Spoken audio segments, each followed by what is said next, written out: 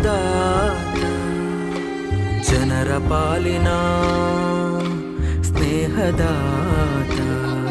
ತನ್ನುಸಿರ ಬೇಯಿಸಿ ಉಸಿರು ಕೊಟ್ಟನು ಬಿಸಿಲು ಮಳೆಗೆ ತನ್ನ ಜೀವ ತೆತ್ತನು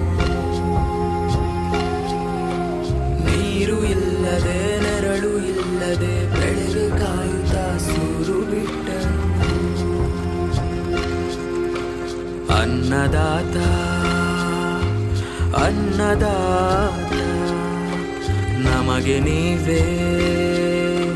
ದೇವದೂತ ನಿಸ್ವಾರ್ಥ ಸೇವಿನಿ ಶ್ರಮದ ಯೋಗಿನಿ ಭೂಮಿ ಬಿತ್ತುವ ಮಹಾನ್